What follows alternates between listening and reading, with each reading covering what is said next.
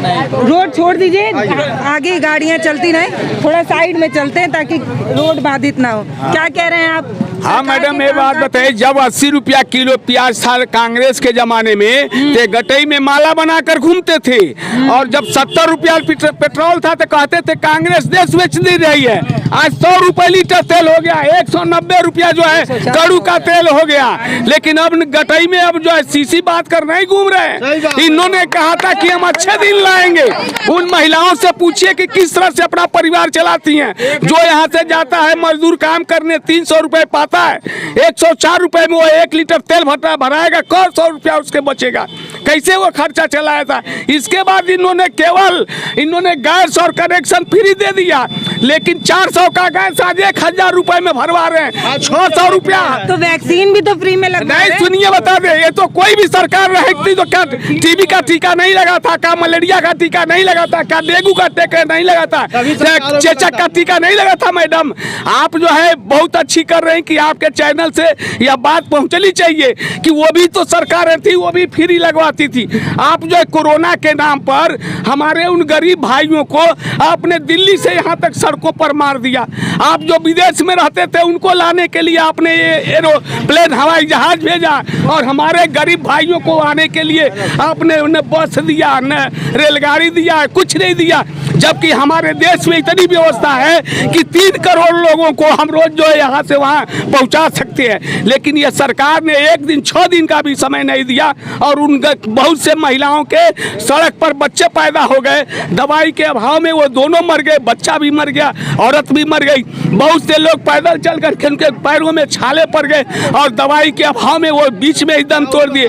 आपने कहा जब कानून बना दिया है कि जो कोरोना से मरेगा उसको 4 लाख, आपने इसको महामारी आपदा घोषित कर दिया है, लेकिन जितने लोग कोरोना से मरे आप तो बता दिए कि हम महामारी घोषित कर दिए, लेकिन उसमें नियम है कि महामारी से मरने वालों को 4 लाख रुपया दिया जाए। लेकिन आप किसी भी गरीब आदमी को कहीं भी किसी भी कोरोना मरीज को आपने 4 लाख रुपया दिया नहीं।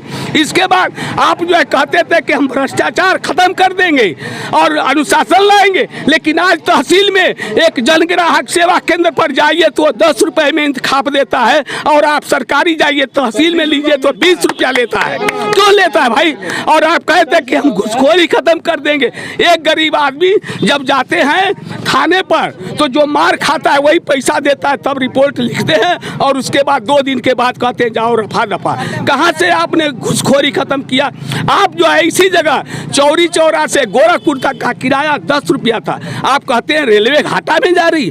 आपने दुगना से अधिक किराया ले लिया हमसे, अभी 40 रुपए आप किराया लेते हैं। और उसके बाद भी जब आप कहते हैं कितना दिन पहले से आप एडवांस कराइए।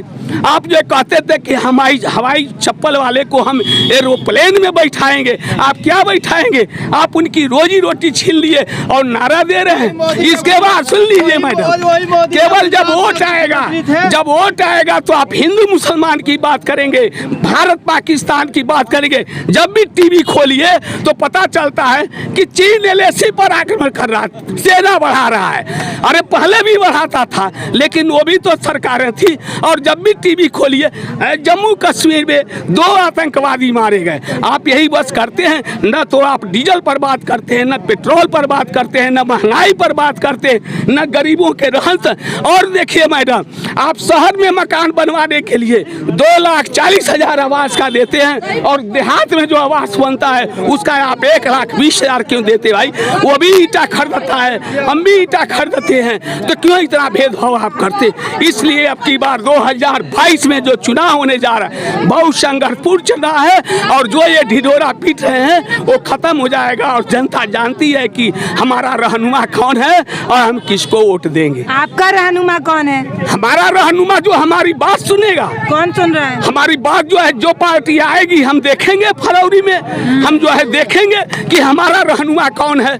हमारी बात कौन कर, पिछड़े समाज की बात कौन कर रहा है, हमारे बच्चों के समान शिक्षा का अधिकार कौन ला रहा है, हम उसकी बात सुनेंगे। चाचा आप बात एकदम सही कर रहे हैं, एकदम खरी बात कर रहे हैं, लेकिन सारी पार्टियां तो चुनाव में आने से पहले यही कहती हैं। अब सुन लीजिए, अखिलेश यादव ने कहा था कि हम ये कर देंगे, लेकिन हमने अगर बहुत आपने लैपटॉप बांटा, साइकिल बांटा, लेकिन क्यों चले गए भीतर, 48 सीट पर क्यों रह गए? हम उस बहकावे में अब नहीं आएंगे कि हमारे गरीबों का वोट लेकर के आप सड़कों पर जूता मारे, ये भी काम नहीं चलेगा। हम उस आदमी की बात सुनेंगे जो हमारे बच्चों को पढ़ाई की व्यवस्था करेगा, जो हमारे महिलाओं को जीने की व्यवस्था करेगा, जो हमको रोजगार देगा, हम उसकी बात सुनेंगे। चाचा वही तो मैं भी आपको कह रही हूँ, चुनाव के पहले किसी भी सरकार का मैनिफेस्टो देखिए, वो यही कहती है कि हम जनता के लिए ही काम करेंगे, लेकिन जीत जाने के बाद कोई नहीं कर रहा है। अभी ये अशिक्षित जनता है, अभी वो मैनिफेस्टो पढ़ नहीं पाती है, बार बार समझाया जाता नहीं।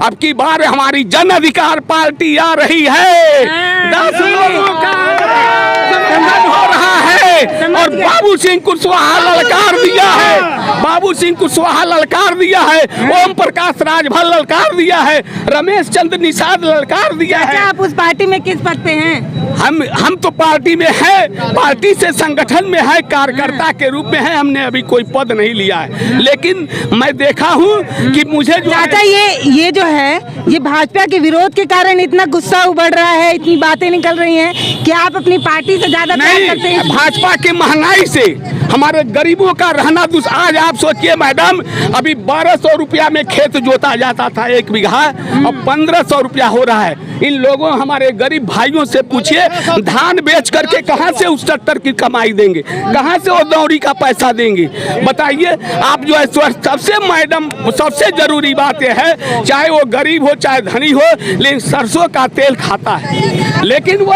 उसने 190 रुपया लीटर तेल कर दिया, उस गरीबों पर कोई ध्यान नहीं दे रहा। जीएसटी में और पेट्रोल डीजल जो है अब सबके लिए आपने कहा था कि और पेट्रोल जब डीजल का दाम बढ़ेगा, खेत की जोताई बढ़ेगी, धान की मड़ाई बढ़ेगी, और एक गरीब लोग सह नहीं पा रहे। और एक बात और मैडम आपसे कहना चाहूँगा कि आपने MSP 1900 रुपया लागू किया। हमारी जो है पार्टी, हमारे विचार के लोग कह रहे हैं कि MSP बराबर जमा करो न भाई।